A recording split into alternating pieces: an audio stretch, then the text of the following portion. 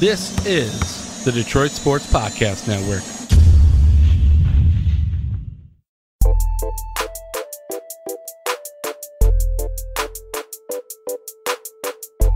The Practice Squad, episode 17, and I think this is the first one where things are really going to start to affect us as far as the craziness going on in the world right now. You know, a few episodes back, we released an episode and we didn't even know that sports were canceled. And in the last few weeks, you know, we've been able to still talk a lot of Detroit sports, but look, nothing's happening. There's very little going on in the sports world right now. So we're going to be a lot more national today than normal. Of course, as we get closer to the draft, we'll probably get back into local a lot more again. But, you know, we're still here. We're going to have some fun coming up in 20 minutes or so. Did I ghost her? And later on in the show, is the NFL being too bold? But before we get into our first topic, I think we do need to address, just briefly, Stroz, I put it out on Twitter, I've been furloughed, which basically means they hope to bring me back. I'm currently unemployed, but, like, my work is paying for my insurance still, which is nice. And the cool thing is they're paying for, like, all of it. There's no employee portion, so that's cool. See, that's really nice. That's what my company ended up doing with a lot of our non-salary employees. They, like all of our hourly employees, they're still getting their health benefits, but they're just not collecting a paycheck, which sucks. And because of my appendix being taken out, you know, I already had a bunch of medical debt. So I didn't, like, most people my age are signing up for, like, lesser health insurance, right? I signed up for the best package we had. So, like, my contribution is fairly sizable. So it's a big help that they're taking care of that for me. But other than that, yeah, I'm not collecting a paycheck right now. Had a snag in unemployment that I'm not going to get into because things could change very quickly there. But I'm expecting to have that, meaning I should be hopefully able to get through this. But one area where I think it will impact things for me in a positive way is now I got nothing to do. And as much as I love myself some video games, I'm not playing video games 70 hours a week. Oh, you don't want to do that? I don't want to, no. No, you don't want to? You don't want to become number one at Fortnite? I mean, this allows you that opportunity to expand upon your skills that you already have acquired and take your ranking to number one. Well, so I probably will play more. I'd say it's highly unlikely that I won't. But what I want to do is I want to put stuff out. I want the opportunity to connect. I want to entertain. So more content. You know what I do think I'm going to do is I have a webcam now. So you're going to become a cam girl? Yes. I've at least been interested in the idea of streaming video games for a while. And I know a lot of people listening to this, it's probably not for them, and I totally understand that. I don't blame you. If you do have an interest in hanging out with me while I play video games, that's something I'm probably going to start putting out there. I'm not going to, like, have a schedule necessarily. Like, people who stream full-time, usually, like, you know when they're going to be on. I'm just going to add that as an additional way you can hang out with me. So you're going to have this podcast. We announced we're releasing a Lions throwback podcast. Those episodes come out Sundays at 1. First episode coming out this week. And I'm hoping to start doing a lot more. I have an idea in mind for some videos I want to do. So you may see and hear a lot more of me than you're used to. Hopefully that's a good thing for you. It's a good thing for me. Not the furloughed part, but I'm excited to start having more content. Are you going to create a fans-only Instagram page where you swipe up and we get to see you covering yourself with some of my baby oil? I don't think anybody's paying for that. I'll pay for it. I mean, you know what? Any source of income you got from me, I'm here for. So just let me know what you need. I got you, bro. In fact, some of the videos, I don't want to get too into it, but I am going to be looking for some, I guess, collaboration on videos I want to do. I'm hoping I can get some response, but I'll start working that. That's the other thing. I'm not there yet, but I asked yesterday on Twitter, like, how long before it's acceptable for me to start TikToking? Interesting. Do you know what TikTok is? I don't really understand it. Like, I get that it's, what is it, like 20-second clips? I don't understand what the purpose of it is. It can go anywhere from like 5 to 6 seconds to up to a minute. Okay. So, like, let's just, like, put it all on the table. To be honest with you, where it is by far and away the most popular is for, and this is going to sound so bad because it is for high schoolers, dancing, and in particular, it's underage girls. So it's got its issues. But we're learning so much about you right now. So you're going to start a cam. You're going to start your own little fan page. and you're trying to pick up underage chicks on TikTok. No. I love it, B. This is what happens when B gets furloughed. But there is, that's just, to be honest with you, that is why it is popular. It is super popular among a younger crowd. It's not even. Well, that's good because I'm an old man, so I have no idea what the hell's going on with it. For your crowd, Stroz, it's not even for mine. At 26, I would say its target audience is probably more like 14 to 20. But there is some older stuff on there as well. The NFL has a TikTok account; they do some fun stuff. Honestly, my personal favorite. I don't even like. I don't have an account. I don't use it a lot, but like I know it's like this up and coming social media, so I'm at least like trying to stay aware of it. My favorite guy does an Obama impression and a Trump impression, and he does like Obama and Trump go to McDonald's. Obama and Trump. That's got to be fantastic. Yeah, so like there is content like that. I don't even know how I would do it, but like I know it's an up and coming platform, so I'm in my spare time. If I'm looking to make content, I should do it everywhere. So expect to see me in a lot of places here coming up shortly. But we can get into the rest of the show for now. Do they all include you not wearing pants? I hope so. My fingers are crossed. So that's the thing too, is like TikTok had a really bad reputation early on because of what I told you. Mm-hmm. So for that reason, they've cracked down on things that are like explicitly sexual, I guess is what I would say. Like you're definitely not getting away with it. But the problem is like it's a lot of stuff that like what they're doing, but it's not explicitly. You know what I mean? Yeah. Dancing, for example. So if I chose not to wear pants, I don't think it would go well. I think I would probably be banned. Well, that'll be saved for the cam and the fan page. And any way else we can make you some money. Yeah, there you go. Look, man, I'm full of ideas for you. I got you all day, bro. But again, coming up, did I ghost her? And is the NFL being too bold? But Stroz, what the hell are things going to look like when we get back to sports? Like just all around. I mean, there's so many questions about this.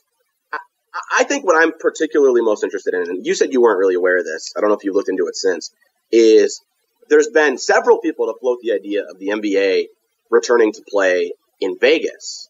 Here's the thing. I'm open to the possibility we don't get any NBA and NHL or any NHL. Okay. In fact, I think it's very possible we don't get any NHL. The NBA just views itself differently as a league. And so the thought by many people out there is that if the NBA can get players to agree to this, right now Las Vegas has tens of thousands of open hotel rooms, and they have 4 courts that would work for NBA courts. So if you could isolate everybody involved in Vegas, you could potentially get by without any like outside world. Whether you were to you probably wouldn't do the rest of the season. Whether it would be just the playoffs starting early, maybe you'd have like a warm-up preseason type of deal. Maybe it'd just be a fun tournament. I do kind of think we're going to get some form of play back in the NBA that looks incredibly different. And here's the thing. If they go that route, I think there's a possibility like this changes sports in that we go, holy crap, like this is fun. Yeah. So the way I understood it, right? And you tell me if I'm wrong here. Basically, the entire NBA would converge on Las Vegas, and you would have essentially a March Madness style tournament where everybody basically got in and everybody had a shot. And kind of where you are currently in your rankings is kind of how your brackets would get filled out. Am I understanding this correct? I don't think there's a... Or is this to play out the rest of the season? Because no. Yes, on the first part, everyone would converge in Vegas. I don't think... Here's the thing. Right now, the NBA hasn't said anything about this. Mm-hmm. It's just been multiple people suggesting it's a possibility. And I believe somebody reported that they've at least considered it. So as far as what it would look like, I don't think we have any idea. Okay. I would assume you're not going to throw out 3/4 of the season. So you would want to, yeah. I would assume it's going to play a factor in how things go the rest of the way. I don't know if I mentioned it on this podcast. Spencer Dinwiddie floated out the idea of a 30-team playoff with like weird staggered bye weeks and 3-game series and 5-game series and just fun stuff. I think the NBA is probably the best suited to handle this. Outside of course, the NFL doesn't start for so long that like they're in a much easier spot. And we're going to talk about the NFL and how they've handled things.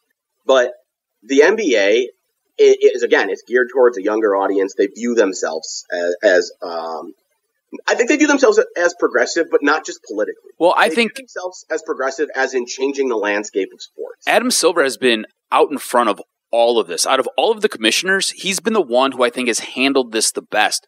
He was having people get tests for COVID-19 months before it ever reached our shores because he had people in China and he realized what was going on in China and he knew it was going to spread here. So Adam Silver's been extremely progressive with all of this. I think if you were to do, because this would help facilitate the American public's satiation for having March Madness and having an NBA finals.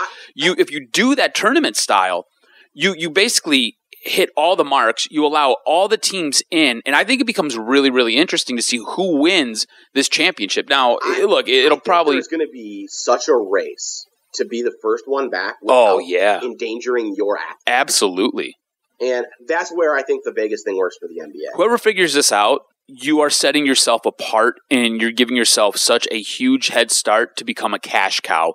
It's unreal because, I mean, look, so this morning before sitting down to do the podcast with you, I was flipping through all of my channels and I was watching replays of games. I'm like, man, there is nothing on. I don't know what people do when they're not at work, right? Because I'm still working.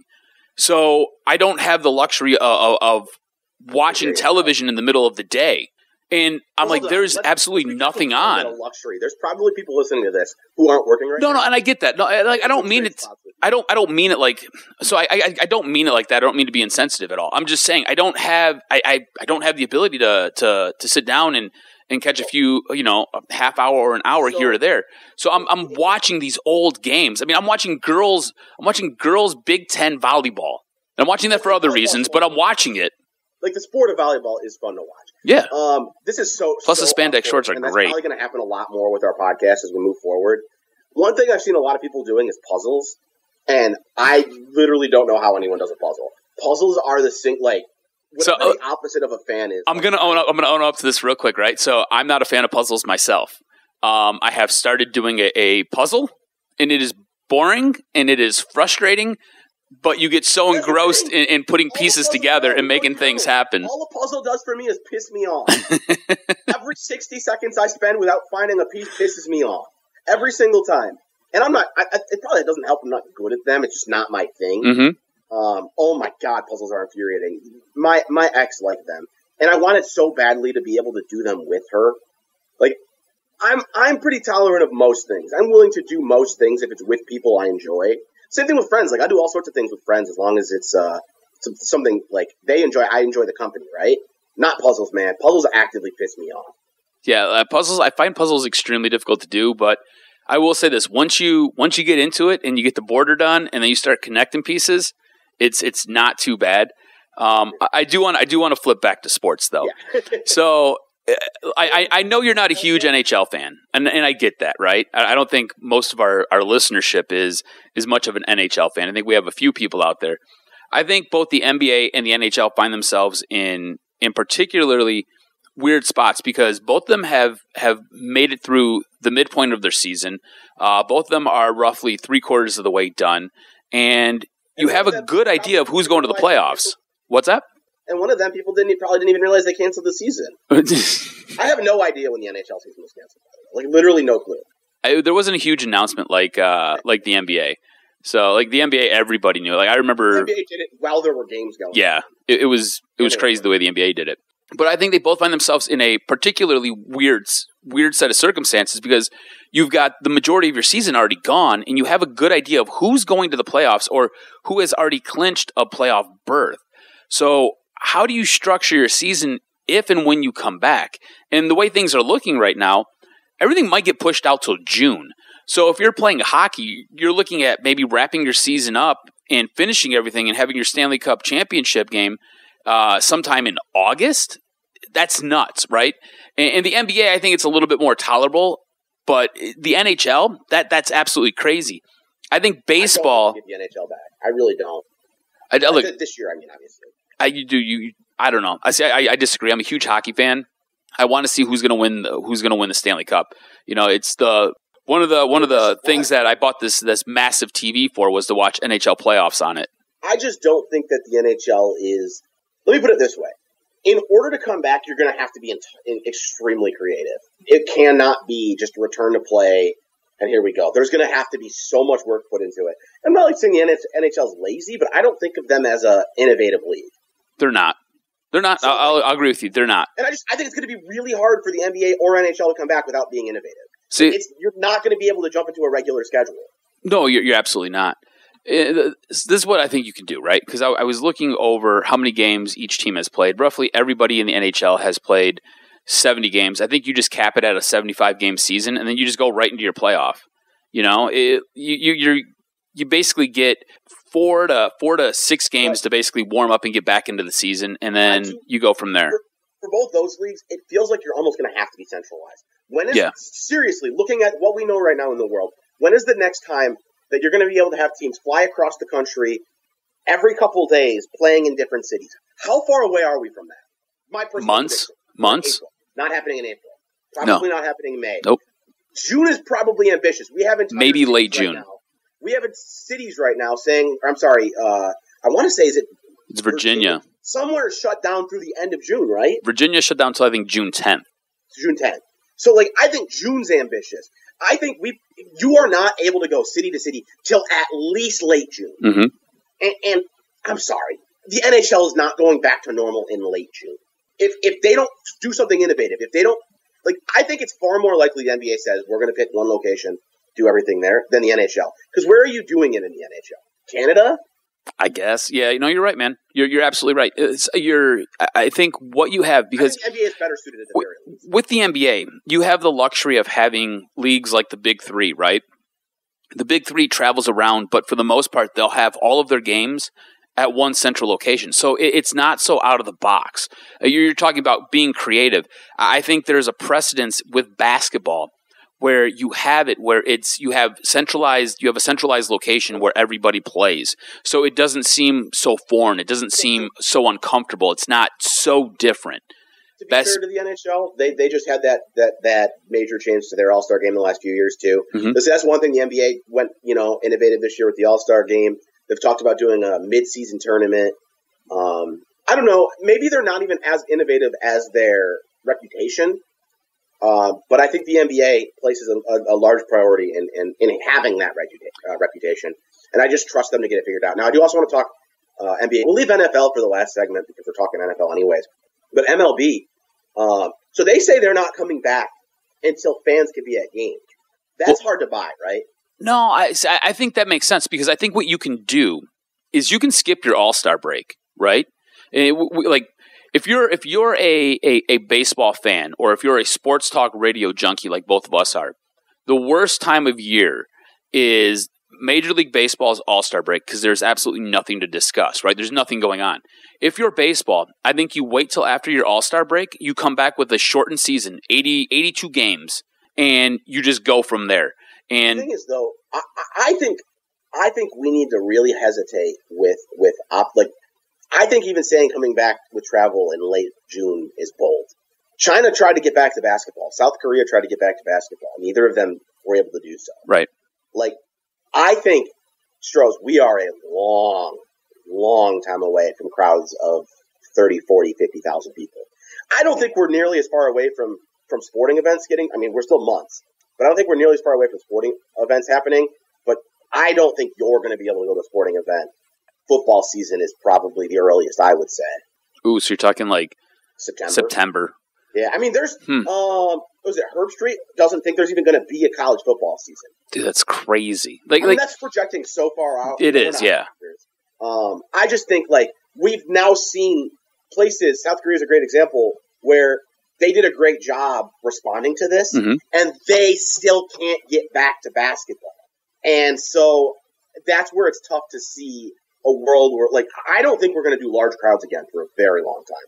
And you also got to understand, if you're these leagues, there's a rush to get back on to be the first back, but there's also the concern of if you rush back and have to stop, that's a massive PR hit, and you're far more likely to have to stop if you're bringing crowds into the event.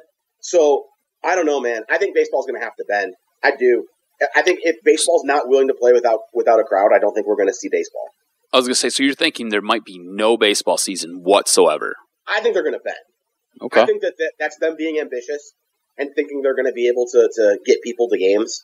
So here's the thing, though. How how does the league come back from this, right? So we've discussed what they should possibly do to I don't know, either wrap up seasons or be able to begin seasons, but how do you get to that point where you can have games? So everybody has to go through testing then, right?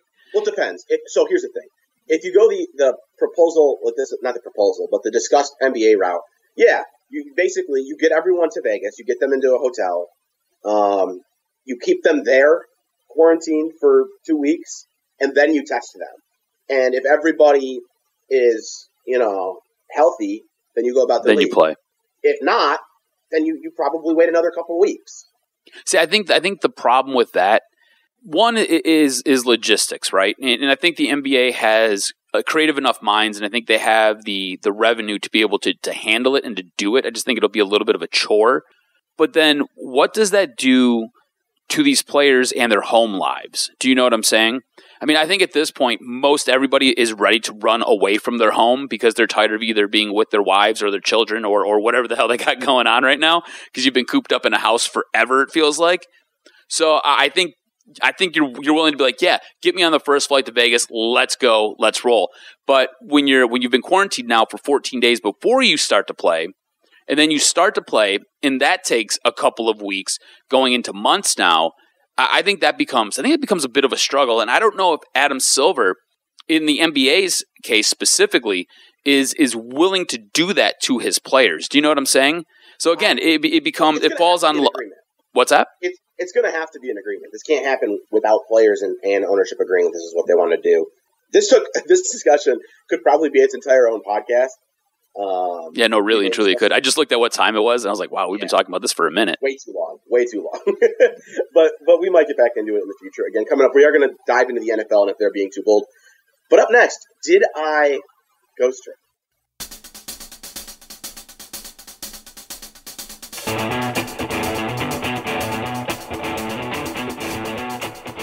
I don't even know how to start this. This is a weird segment. Why? Are you uncomfortable? Don't be uncomfortable. Own this. Wear this. No, I'm not uncomfortable. It's just not a segment I would have expected to have been having. Did Stroz ghost her, maybe? But not did I ghost her. So I usually don't ghost them. 36, and as far as I know, I have 0 children. But you do dump on them. I dump on them, though. I'm king of the dump truck. Okay, so no thanks for that. So I met this girl, I think it was Hinge. And I'm trying to remember the breakdown of this now. Met on Hinge, went on first date fairly quickly, went well. And here's the thing, to be totally honest with you, it was the first date I had been on since my breakup where, I was excited, I wanted to see her again. Okay. Go on second date. Went well again, excited to see her again. So, third date comes, right? Third date happens. It was fun, but not as it felt like a step back. Were you running out of things to say? No. So here's the thing, boy. This is gonna get into a whole weird, different territory. I don't think we've discussed this, but for me in my life, all my relationships were high school or before, right? Because I dated a couple people before my long-term ex, and then I dated her end of high school, all through college, even after college. But all of my relationships have been super high chemistry, very much excitement early on all the way. Mm-hmm. And I don't think that dating apps really lend themselves to that. But it's hard for me, if that excitement's not there on date 3, it's just tough. And so, full disclosure, this is way slower than you'd move, Stroz. We kissed on the third date. Okay. And that was my first kiss since my breakup. And I don't know, man. So wait, hold on. So how was that? It was exciting in that it was my first kiss since my breakup. Okay. But if I'm being honest, a little weird. So here's the thing. Here's the honest truth. I should have kissed her after the second date, and I knew it. At the end of the second date. Mm-hmm. So I'd already made up my mind that I was going to kiss her at the end of the third date. But the third date was it felt forced, didn't it? Well, yeah, it did. It was forced 100%. And I think at the end of the third date, both of us had the intention of seeing each other again, but she worked a weird schedule that basically allowed, she was really busy for the next week. She worked 2 different jobs. One of them she had to work 4 days a week, and the other one she had to work 2 days a month. And this week happened to be the 2 days she had to work. So she was like busy, like the whole week, right? I wasn't going to see her again for another week. And like I texted her on her day off. We talked for a little bit, but there was like it just wasn't there. And so like it felt like on both sides, the energy was not there anymore. And so like here's why you could say that I ghosted her. After that time we talked, I think it was on Wednesday. We like went on that date on Sunday. I talked to her a little bit on Wednesday and then just didn't talk to her again. But like I didn't disappear. Like she has a phone too, right? Right. She never reached out to me. And that's why like I lean towards no. Like if she reached out to me to try and go on another date or just even try and talk to me, like I would have said something. But basically all that happened was like when we talked on Wednesday, it just didn't feel like, and I reached out first on Wednesday. But it just like didn't feel like there was any energy there on either side. And like, so I just didn't reach out to her again and she didn't reach out to me. So like, is it ghosting her if I don't like verbally end things?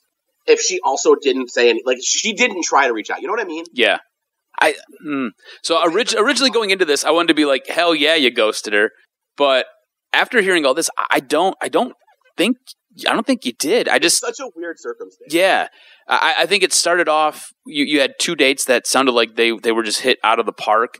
Sounds like date 3 rolled around and it seemed like you guys were kind of trying to figure out your footing with each other a little bit. And it didn't seem as smooth. And then I think real life probably got in the middle. So what I would say is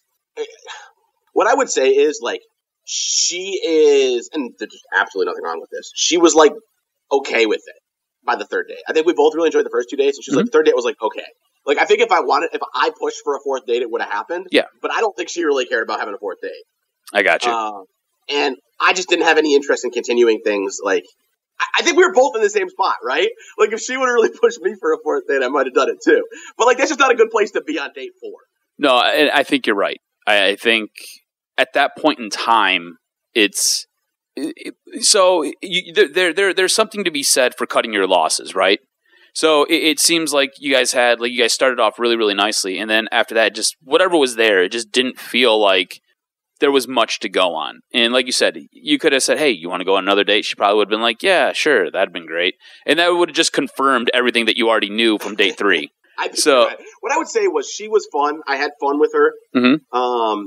But like that excitement that I've had in any other relationship early on, it was there for a couple dates, and by the third date, it was gone. And it being gone that early is just it wasn't. I'm a little disappointed that you're not saying. I was really counting on you like bagging on me. I really wanted to. But no, man. I'm gonna be 100. I'm gonna be straight up with you all the time, and I don't really think you did. I think. See, this is what I think happens with a lot of people, man. In relationships, I don't think that they know when it's time to pull the plug, right? When it's time to get out. And next thing you know, you find yourself meddling through and you essentially wasted a month. You wasted 2 months. Next thing you know, it's going on years that you've wasted. And you're just kind of like, what the hell am I doing here? Like, this was never cool. I should have got out earlier. I'll say this. Like, I think we've all been in a relationship like that where we're like, yeah, there were some red flags early on and I totally should have backed out of this. So I'll say this. This isn't the first person I've been on multiple dates with. Although it is the only time I was excited for a second date. Okay. And it's because, so the very first date I went on after my breakup was actually a ton of fun. It might have been the single best date I've been on since my breakup. But I just like wasn't attracted to her at all. And it was my first one. So I was like, nah. Like, and I was like very into my ex. So I was like, yeah, nah, I'm not, that's just not gonna work for me. And then I went on a second date that was like, bored out of my mind. Like I would have honestly enjoyed my own company more. Mm-hmm. Just being there by myself. I went on a third date that was just weird. She's a little bit younger. Like she didn't even have a car or a job, or she's 21, but she had never worked in her life and didn't have a car. And it was just like literally different life places. And then there's one more girl I went out with and I had fun, but I wasn't super attracted to her. So I was like, well, maybe if I keep going on dates, I'll find her more attractive. And after 3 dates, it's like, no, I find her less attractive now. And like, that sounds super shallow, but like, it wasn't going to work for me. I don't think it's shallow at all. Look, man, you got to look at her, right? You got to stare at her. And if you're not physically into her, honestly, it makes having sex that much more difficult. You sound like someone who's been there. I'm just saying. Look, man, I got a ton of awful life experience. We could do its own podcast on all the dumb things that have happened to me and dumb things I put myself into. So, I mean, I get it. I don't think you did anything wrong here. Here's a serious question, and I don't know if it's fair to hit you with this. So you don't have to answer this. I know your relationship with your ex, it kind of took a little bit out of you, and I know it was a little bit difficult for you to kind of try to move on from that. Are you still kind of hung up on your ex? So emotionally, not at all. Okay. And I was for a long time. In fact, I would say this is the first time I dated somebody where I wasn't emotionally hung up on my ex. Okay. What's tough, and I think we've talked about this on the podcast before, like my ex physically was way out of my league. Was like, I thought my ex was one of the most attractive girls in my high school for the 3 years we went to school together. Okay. And all of a sudden, like, we started dating at the end of it. Like, she's very, like, physically my type. And it's changed things for me. Because before her, I dated girls that, like, I probably wouldn't have found attractive if I didn't like them personally. But that's not the way it worked with her. The way it worked with her was, like, holy crap, she's super physically attractive. And then, wow, we have chemistry. Mm-hmm. So, like, the two things went together. So, it's definitely, like, it's caused me issues with, like, I kind of need both, where I don't feel like I needed both before. In the past, like, being into somebody as a person made me into them physically, and that just doesn't happen for me anymore. The one thing It hasn't happened for me yet. I shouldn't say it doesn't happen for me anymore. The one thing I don't want you to do is because I think what will end up happening is you could really limit yourself from what's available and what's out there for you. I don't want you to do the compare and contrast game, right? Where you've got your ex-girlfriend who you were madly in love with, and now every girl that you meet just happens to fall just a little bit short. Yeah, no, I don't. To be honest with you, I don't think that's a concern, because I was physically into this third girl. Okay. And that probably played a role as why I was actually excited to see her again. Mm-hmm. But yeah, no, I would say that. I mean, I think I've talked about it on here. Have I mentioned on the podcast? I went to therapy. I don't know if I have or not, but I like to be open. We've touched on it. Like that changed my entire world. It's crazy how it works, right? In everything. That's and it's such a life changer in a positive way. And it was ultimately, it's funny because I got 3 dates in a relationship, but like this little thing I had with somebody was great because it was the first time like there was excitement there. But we don't need to get too deep into this. This podcast is already going long anyways, and it's cool, bro. What do you got going on today? A whole lot of nothing. What do I got going? This is like my one day off, so this is great, and I get to talk to my friend. So this is awesome for me. What are we talking about here? I don't even. It's funny because it's only 12:30 over here, and I feel like I have a busy day. But like when it's 12:30 and you don't work, I mean, do you honestly at this point? Do you even have underwear on? All I see is your head. I see you're wearing your Lions hat. I see your Lions shirt. Do you even have underwear on? I have pajamas on. You got pajamas. I got my pajamas on too. Pajamas, 2 straight days, and that number's probably going to go higher. That's the one thing we're talking about, possibly introducing a video component here, and we need to make this a 2-segment podcast at this rate. It really does need to get pared down. Let's just move on because we need to move on. Coming up next is the NFL being too bold.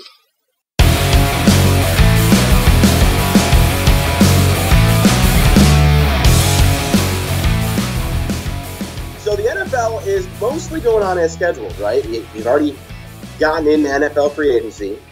The NFL draft's coming up here in really just about 3 weeks. And they have said they're going to release their schedule for the season in May, which to me is the most bold move of all. But we do need to get into the draft. Like, where are you at on the NFL's not only plan, but they've been adamant the draft's going to happen. So much so, they have said that basically openly arguing against it in the media is punishable. Yeah, so I think the NFL needs to continue on with the draft. I think the draft needs to happen as scheduled. I don't have a problem with the draft taking place in what it looks like 3 weeks now, 2 weeks now. I don't have a problem with that. I think it's actually good for the sports world. It allows you a little bit of a break. Also, as a Lions fan, I love the fact that everybody is going into this draft essentially blindfolded. You know, you don't have the ability to conduct your physicals. You don't have the ability to necessarily get in front of these prospects. You don't have the ability to conduct business as usual. So as a Lions fan, I think it's great because now everybody is operating with at least one hand tied behind their back, and that's how the Lions operate every single day. Say that because I think this is almost a topic we should have done. Does it benefit the Lions? I think it hurts them more. I think the organizations who are going to do the best are just the better organizations. They're going to know how to handle operating with less information. See, I see it totally different. I think it puts everybody on a level playing field. I do. It's just how I feel about it. And look, I love the fact that the draft is going to take place, and I think you can do it responsibly. I don't think you have to have everybody in Las Vegas. You know, have anybody there. Exactly. Basically, all you need is Roger Goodell sitting in an office with a phone. The team calls into Roger Goodell, say, hey, this is who we're taking. Roger Goodell comes out onto stage or comes out onto a platform, announces the pick. You then cut to either a Skype interview or you cut to some type of camera in a living room. I mean, like, look at how we're recording a podcast right now, right? We're doing this through Skype. You can do that. You can cut to that. And you can utilize that footage for your broadcast. I know that it's not great, but these are different times that we're living in. I think everybody's totally understandable. Our audio for our podcast have not been as crisp and clean and as superior as they should be. Us. You can watch anyone, ESPN, FS1. Their audio is not as good. Exactly. So everybody understands. Everybody's understanding of what is going on. So your video footage and your audio that you get, everybody gets it. You take it with a grain of salt. Like, this is a different time that we're living in right now. So I'm incredibly interested to see how things look. Mm-hmm. But here's the thing. Like, I think, and I've tweeted this basic same thought, I think that we get too wrapped up sometimes in the competitive aspect of sports. And there's nothing wrong with that. But we're too focused on what's fair. And, you know, making things right by, I guess, the GMs. Like, a lot of times we have this mindset about making things fair and right by the general managers and the people who put the teams together. And drafting with less information is wrong by them. But that's not what the NFL is about. That's not what sports are about. Sports are about entertainment first and foremost. That is far and away their single most important goal is to entertain us. And a part of that is making things fair, but it's not all of it. And in this case, in a time when we haven't been able to watch sports now for about 3 weeks, by the time the draft gets here, we're going to be well over a month without sports. And not only a month without sports, but like a month without much sports news. The only sports news we've really had is the NFL. Like, one of our major sources of entertainment has just disappeared. And so not only do I think the NFL should move on with their draft, I think they have to. I don't care if this is the single worst draft in the history of sports and teams just miss on every pick. They have to move forward. And the people who you kind of feel bad for, at least I do, I don't care at all about the GMs. I care about the players. There's going to be some individual players who fall because there's just not enough information out there, and that sucks.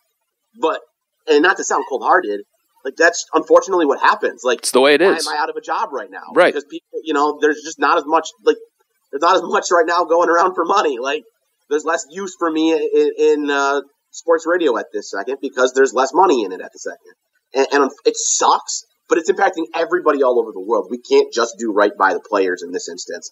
The entertainment value that this brings, it's not about me. Like, when NFL free agency first opened up, Twitter was a different place for a few days. And Twitter's, you know, just a small sample of things. But, like, we had been overwhelmed with coronavirus news, coronavirus. And for one, I stay informed. I like to stay informed. But, like, you also need a mental break. And the draft is such a good mental break. I think it would be irresponsible of the NFL to not have their draft. I agree with you 100%. When we had free agency, it was a state of normalcy, it felt like. You know, like, we had all this going on the outside, but if you were a sports fan, if you were an NFL sports fan, and you love football, this kind of brought you back to that homostasis point where things just kind of felt normal. It felt like things were going on as usual. It was business being conducted. It felt right. I think you're 100% right. I think they have to continue with their draft. I think it would be negligent of them to not hold their draft. And look, this just came out as we were discussing this. This just popped up from ESPN, and it was a quote from the Bengals head office. So whatever. It's the Bengals. You take with it what you will. They were the worst team in the NFL last year, but coaches feel relying exclusively on game tape will not hinder their drafting or their draft evaluation of Joe Burrow. So you do have things that you can utilize at your disposal to get around not being able to conduct your interviews, not being able to get your physicals. I think the physical is probably the most detrimental to teams, right? Especially if you're at the top of this draft, because Tua is there, and Tua seems to be the pivot point for most of these teams, right? So you're not able to have a physical on him. You can't get your doctors in front of him. You can't make an evaluation on where he is at with his health. So how does that impact the draft? How does that change things up? If you listen to Tua, the thing today was Tua says he's 100%, says he's ready to go. And he's released different videos of him throwing and different footage of him moving around. And if you listen to the guys who are working with him, when they come back and they talk to guys like Dan Orlovsky, it sounds like he's good to go. It sounds like he's ready to be picked up and put in a spot and ready to play. But you as a franchise, you have a really difficult choice in front of you. You have a really hard time because this could be your quarterback for the next 10 years, and this is a valuable asset that you're going to invest in him. So if you're the Miami Dolphins, if you're the Detroit Lions, if you're the Los Angeles Chargers, these are all teams who are kind of in that mix looking for a quarterback or hold the cards to drafting Tua. Include the Lions in there, well, not drafting a quarterback, but they hold the cards to if they would. They're the third pick, right? So depending on if things go the way we think they're going to go, Tua's the next guy up. And the Lions are right there. And what do? You know what I'm saying? So it makes your medical staff have to work a little bit harder. You have to do a little bit more due diligence. But you do have things out there that can allow you to make an educated guess. And that's what the draft is. It's an educated guess. You're just working with a little bit less. That's all. It's so funny. It is so funny to think that there are people or in organizations that feel like, hey, we're not educated enough on this. But I mean, we talk about it. We've talked about it the last couple of weeks. The draft is a crapshoot, right? No, I mean, good GMs only hit on about 50%. No, and so we're on the same page. The draft needs to happen. Now, I do think this was really cool. We're talking about we're just throwing out random months. I don't even know if you can call it an educated guess when we're trying to timeline what sports look like and when they'll be back. The NFL has said they're releasing their schedule in May. Yeah, that's pretty. That's bold as hell. You got some big balls there. We know what it's going to look like in May. Is there any possibility they backtrack on that? Or are they going to release a 16-game schedule? No, I don't think they backtrack on it at all. Look at the way Roger Goodell has conducted himself since he's been put in the position of being the commissioner of the NFL. That guy is so in your face, my way or the highway. I know what's best for this league. I'm going to do what I want to do. I don't think. What are the odds the NFL is the first event to allow fans back into a stadium? Oh, I mean, I think based on the timeline that we just talked about, yeah, it would seem to make sense, right? Yeah, and I think they might be the most likely to take the risk of somebody getting sick. I could see it. I think they're probably the ones. It's such an interesting thought. I think everything they've done so far. I think it was right to do free agency. It's right to do the draft. This is the first step where I'm like, whoa. Especially, I think it's early May that they plan to release it. I don't have the date in front of me. I just don't know that we're going to know what things look like yet. And you know what it's probably about is their thought process is people are talking free agency, they're talking draft. Now it's time to talk schedule. Because the NFL's always done a really good job of keeping themselves in the front of your mind, even during the offseason. No, you're right. You're spot on. It seems like the NFL out of all leagues is the one that never really takes a break. It seems like it is 365 days every single year. You know what I'm saying? So I think you're right. I think what you have here is you've got the NFL kind of looking at how everything is playing out, and I think it becomes a game of risk with them, right? It's kind of like a dice roll. We're going to roll the dice. We're going to see what happens. We're going to stick to our schedule. We're going to be beholden to our schedule until we either have doctors or we have more information that says that we can't do what we want to do. And you know what? If it bites us in the ass, it's a risk we're willing to take. We're the NFL. We're a cash cow. We are a king of all the sports. If you get somebody sick, you're still going to come back. Exactly. I just don't think the NFL necessarily cares. You know what I'm saying? It's especially Roger Goodell. Roger Goodell, it's my way or it's the highway, and this is what we're going to do. And honestly, I'll be honest with you, man. I don't necessarily have a problem with it. I don't see a huge issue with it. I don't have an issue with anything yet. We'll see when the time comes, if they go to start on schedule, what doctors are saying then. Because that's what I'm worried about, right? Like if doctors are telling us, yeah, we're ready to have people in stadiums, and I'm down with it. Yeah. If September rolls around and doctors are saying, look, you want to play games, go ahead, but you should not be having 60,000 people in a stadium, and the NFL says, too bad, we don't care, then I'm going to have a problem with it. Exactly. So we don't get to really judge that yet. The one thing to me that stood out as, holy crap, that's bold, is saying you're going to release a schedule. Imagine if the NBA was like, by the end of April, you will know how we're returning to basketball. It's like, whoa, what? How? You don't even know when you're returning. That's the only thing. But I'm not even mad about that. You know, you want to take that. It's a risk you're willing to take. I don't got a problem with it. And overall, like I've said, I think they've mostly been all right. Yeah, no, same thing, man. I don't have an issue with moving forward with the game plan as long as nobody's getting hurt right now. And I think the way things are set up, you're not putting anybody at risk.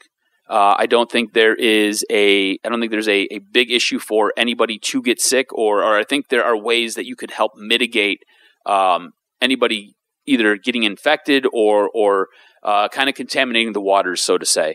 I think the way things are set up currently, you're okay. It will be interesting to see what happens as we get closer to the start of the season and kind of where we're at with all of this. And I really do feel like this is like our pandemic episode. Like if you look at everything we've talked about, it's all surrounded the coronavirus, and it'll probably be like this for the next couple weeks. For podcasts, I wouldn't be overly surprised. We're going to have to figure it out as we go. But like shows, we have fun in those middle segments. I'm not opposed to doing less sports and more fun. Yeah, I'm right there with you, really and truly. So we'll see what happens. This podcast has been a very long one. Thank you for sticking it out with us. Again, if you want to hear us talk about 2011 Lions football, that's coming out Sunday at 1 o'clock. If you want to watch along, the games are free on NFL Game Pass right now. You can sign up. If you just want to listen, I think it's still a lot of fun. Otherwise, that's going to do it. This is the Practice Squad.